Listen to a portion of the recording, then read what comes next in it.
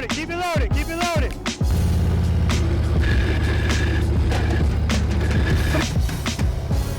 Very nice, I'm looking at the camera.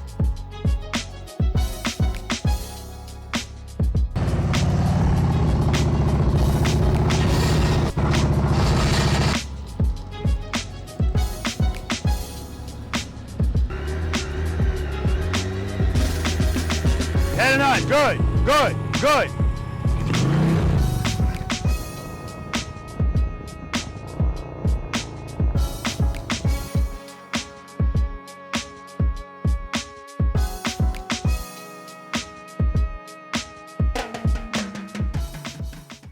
Preloaders, V.I.Preloaders, welcome back to the channel, guys. Always a pleasure to have you guys here with me, and you know this by now, or at least you should. For those of you that are here for the first time, welcome to you as well. My name's Robert. I'm a retired NYPD Highway Patrol motorcycle lieutenant, and the name of this channel is Be the Boss of Your Motorcycle. Most of you already know about the new addition to my stable. This is my 2023 Indian Pursuit Elite. She does not have a name yet. And I promised you guys a review of this motorcycle, and I'm still working on that video, but I had to get this out to you because big problem with this motorcycle, huge problem. And the reason I wanted to get this out to you guys is because this problem is not just relevant to this motorcycle. Other people that ride this type of motorcycle, they've had a similar problem. And a couple of them, I had to bring it to their attention. And this is a pretty huge problem, guys. And what I mean by that is I actually thought that I was going to have to return this motorcycle because I couldn't understand why it was doing what it was doing. So let me just take you back, guys.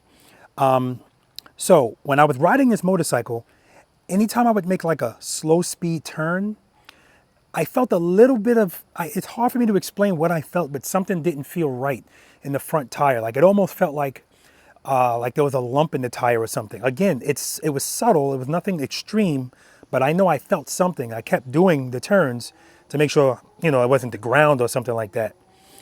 Anyway, as I was riding this motorcycle at speed, ever so slightly, I noticed a little bit of a shimmy in the handlebars. And I noticed it more if I only had one hand on the handlebars or if I had two hands on, but I wasn't holding it tightly. So I know that anytime I've had a car where there was a shimmy in the steering wheel, it usually meant that the tires, one of the tires were out of balance. And the speed is going to depend on how much shake you feel. So I decided, okay, I'm going to do that. So I did it in 10-mile-per-hour increments, 80, 70, 60. The slower I was going, the more I was feeling it. When I got to 40 miles per hour, guys, oh my God, and I wish I recorded it, but I had already taken my motorcycle back to the dealership. And it was in the dealership after I purchased it. I took it back. It was there for 6 days. One of those days was Sunday and they're closed. But I'll get to that in a second. At 40 miles per hour, these handlebars were shaking violently, like this. No exaggeration. And to the point where I felt like if I didn't grab them, who knows what was going to happen, right? So, and at first I thought that it was only happening as the motorcycle was not under throttle, because that's what I was doing. I would throttle the motorcycle and then let off the throttle and then lightly let go of the handlebars, and it would start going like this. Anyway, so I was like, I'm going to take it to the dealership because they definitely have to do something about this. I told my buddy Finesse the Challenger, who also rides a Pursuit, the problem I was having, and he was like, oh, my bike's fine. I don't know what you're talking about. And he was actually picking his bike up from Indian, and he needed a ride. So I dropped my bike off at the dealership. He drove his truck. I rode his motorcycle. And while we were riding back to the house, I set the cruise control to 40 miles per hour. I had him pull next to me, and I lightly let off the handlebars. Same thing, and violently. Then I contacted my buddy Traveling Tall. Now, Traveling Tall has an Indian Pursuit in his garage. And I started to tell him what was happening with me. And before I can even finish, he cut me off and told me everything that had happened to my bike happened to him.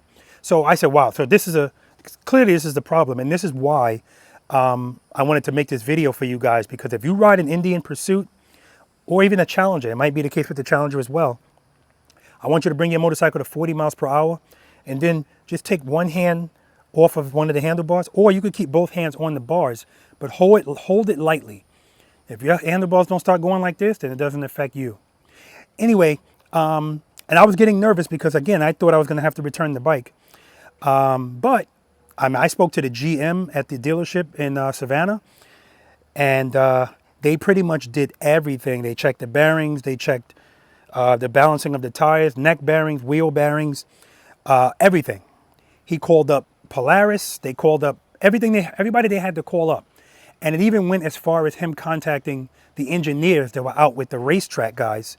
And they gave them the answer. And the answer was the front tire. So apparently, although the tire is new, the motorcycle's new, the tire is new, but the tire is not like brand new. Some of these tires have been sitting someplace for months. And depending on how they're shipped and how they're stored, it can affect the tire. And just by changing that front tire, that corrected the problem. So this is not a recall or anything, but that's why I'm letting you guys know. 40 miles per hour, I want you to give it a try and see if it affects you. Because clearly, it's widespread. The motorcycle that Traveling Tour has, that's a 2022 model. And he had the same issue. But I'm happy that it was a front tire. I want to shout out Rob, the GM at Indian of Savannah, because not only did he go through all of the steps and not take no for answers when he was talking to people, but he called me every step of the way. Like I was out in Milwaukee when a lot of this was going on, and he let me know every step of the way what was going on with this motorcycle, and I appreciate that. And I was talking to him today, and I told him, whenever I make a purchase, a small part of me is expecting something not to go right. And that doesn't make me a pessimist, it makes me a realist, because nothing's perfect. It's how that's going to be handled when it happens that means so much. And that's why I'm a big stickler on good customer service, as most people are, because yes, things don't always work out, but if it doesn't go right, how is it going to be handled? How am I going to be treated throughout that process? So I appreciate them for that. All right, guys, so that's it. I am still working on the video for you guys for this motorcycle. And I can't wait to get it out to you, and I'm not going to make you wait much longer. I was going to wait until I changed the handlebars and the windshield and the exhaust, but I'm not going to wait. I'll just do a separate video once that's done. I'm going to ride it based on how it is, and which I've been doing, and I'm going to bring you guys a video. All right, guys? All right, guys, thanks for watching this video. Remember, if you ride this kind of motorcycle, definitely check it out, take this test, and make sure that you're squared away, because it's dangerous. That can be very dangerous. Spend more time being thankful for the things that you have, guys, and less time complaining about the things that you don't.